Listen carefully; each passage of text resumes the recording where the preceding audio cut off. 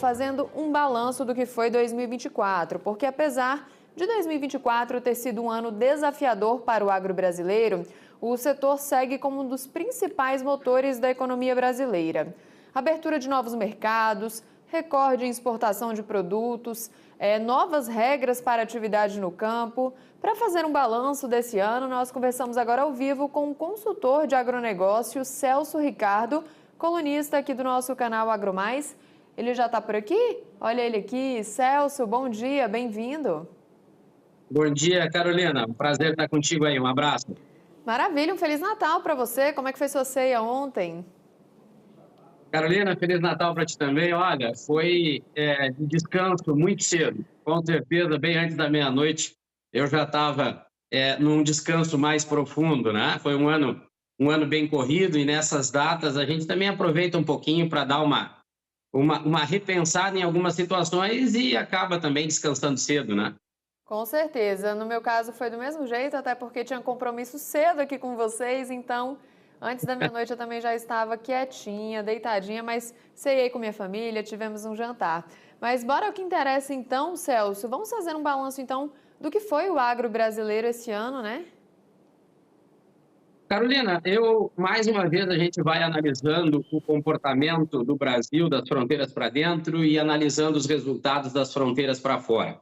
A gente pôde analisar com muito mais certeza que nós estamos vivendo em mundos onde o Brasil ele é um produtor e é um consumidor, e nós estamos falando de um mundo hoje com características muito mais definidas também como produtor e consumidor, né? Nós estamos vendo o mundo produzindo alimentos em menor escala, mas todas as produções de grãos, principalmente, elas causam influências, né?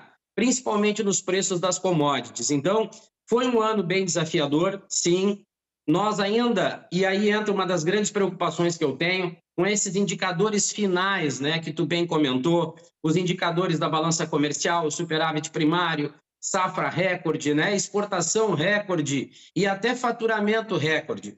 Isso são indicadores finais que, na minha percepção e análise nesses últimos anos, tem deixado os problemas e as crises de lado.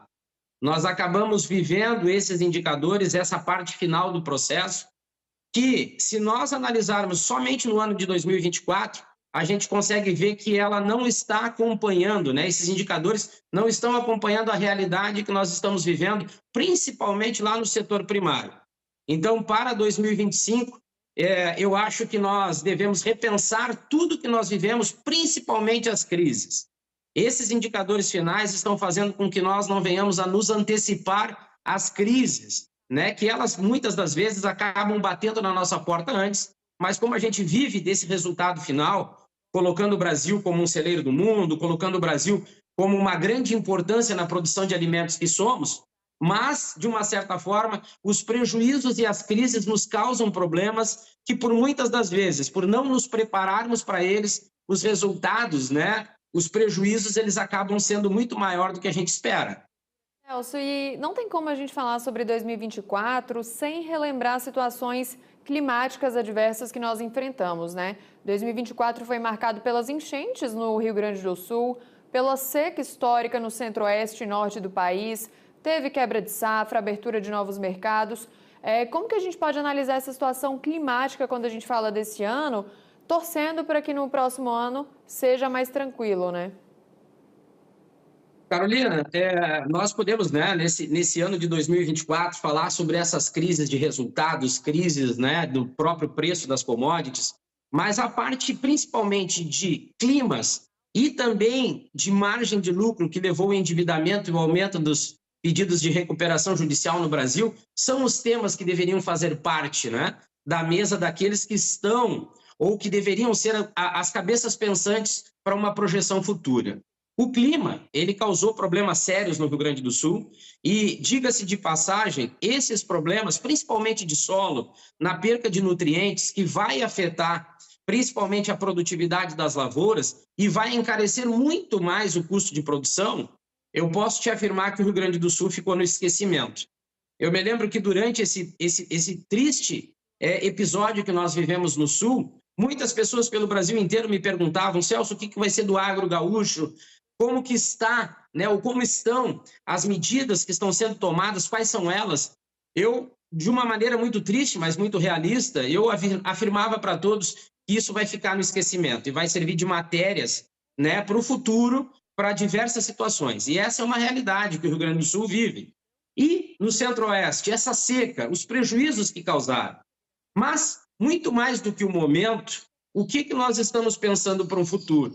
Eu acredito que as medidas tomadas, de uma maneira muito sincera falando, elas não nos trazem uma expectativa positiva para o ano de 2025 e para os anos subsequentes. A gente não está vendo propostas que venham, de uma certa forma, a trazer uma tranquilidade para o homem do campo se programar, se projetar dentro da sua propriedade rural para uma determinada produção, até porque ele delimita áreas, ele vai calcular a sua produção na área para buscar os investimentos. Lembrando que o produtor rural brasileiro, ele não está capitalizado e não é competitivo em termos de margem de lucro e resultado. Então, é muito apertado a busca pelo financiamento, né, os custos com esse financiamento, e quando a gente analisa o cenário interno de uma propriedade rural, fazendo uma projeção futura em cima de preço de commodity, e aí a gente pode falar de grãos e também de proteína, não é animador. É muito desafiador e o risco é muito alto. Claro que o Brasil parte de alguns pontos específicos para trazer um resultado animador, mas para a gente que vive esse agronegócio do campo, acompanhando o produtor rural nos desafios e nos problemas que ele vive, para 2025, em termos de Frente Parlamentar Agropecuária e principalmente o Ministério da Agricultura, a inércia do Ministério da Agricultura de antecipar, de analisar, né, ter um painel trazendo o Brasil em informações reais e constantes, essa falta de atitude do Ministério me preocupa para o ano que vem, porque medidas a gente não está vendo, né? Nós não estamos vendo medidas que nos tragam, né, um senso mais animador para o ano de 2025, até porque os especialistas mostram para nós que, em termos de clima, vai ser um ano desafiador também.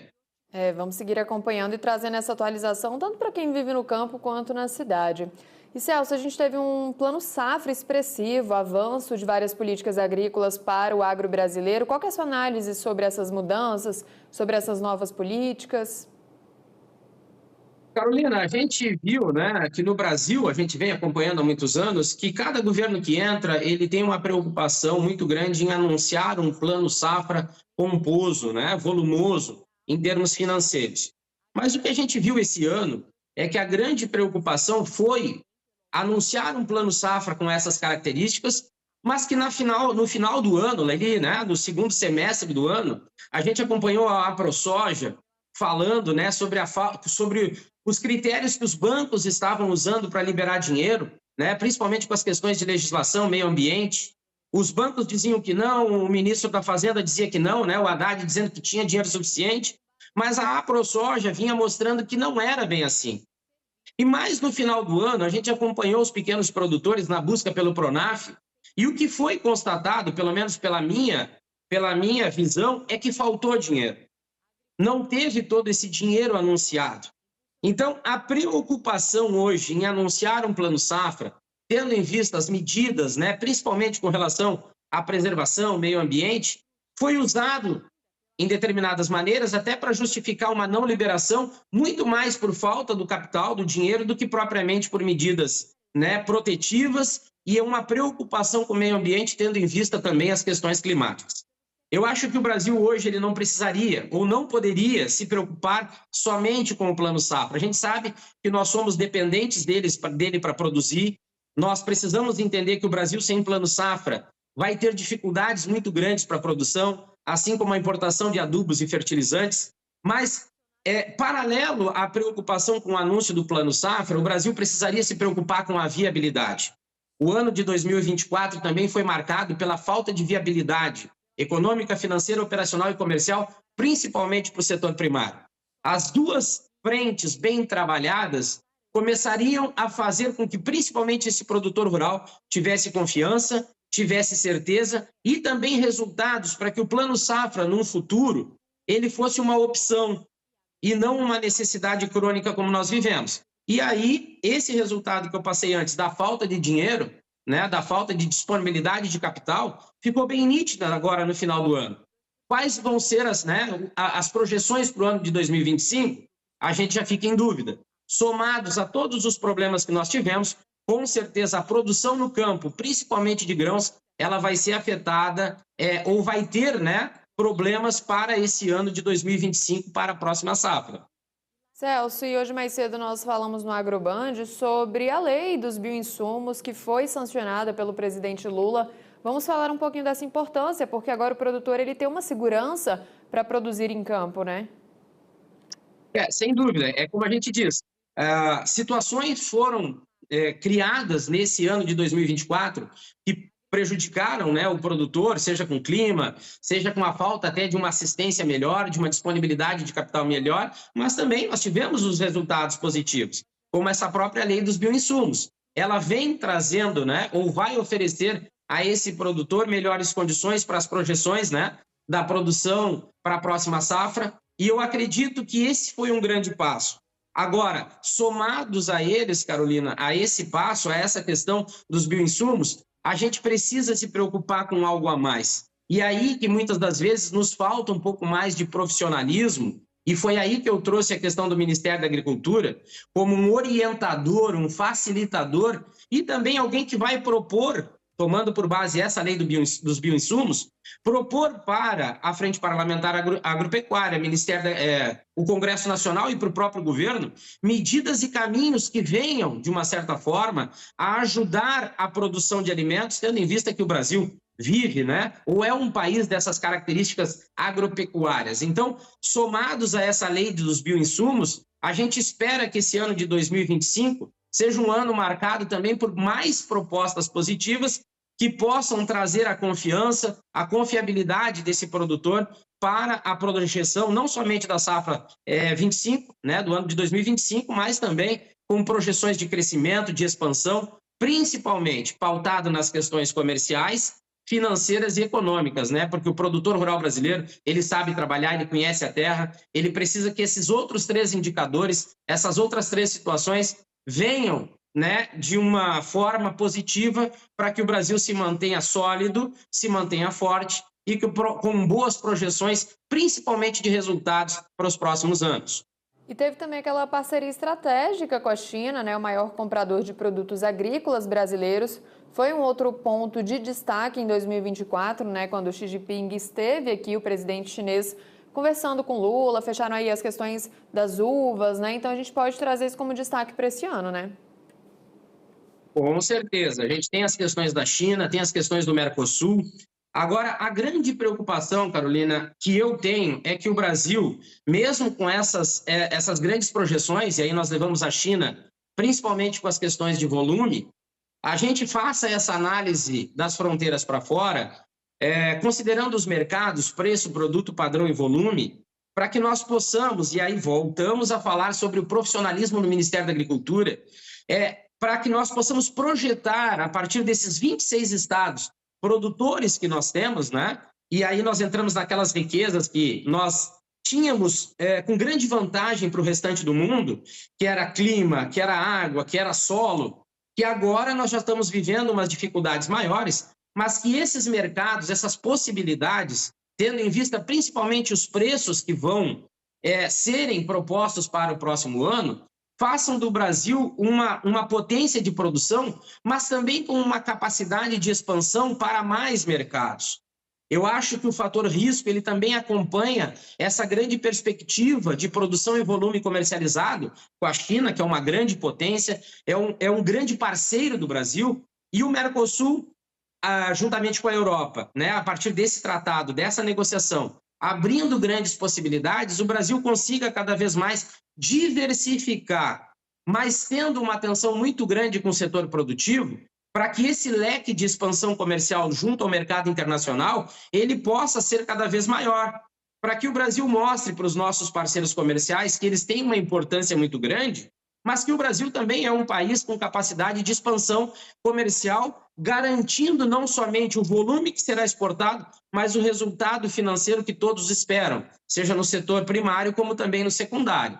Então, eu acredito que essa aproximação maior com a China é um grande negócio para nós. Esse tratado do Mercosul com a Europa é muito importante, só que o Brasil, tendo em vista essa potencialidade, ele precisa projetar para os próximos anos também uma participação e uma importância maior do Brasil para o mundo.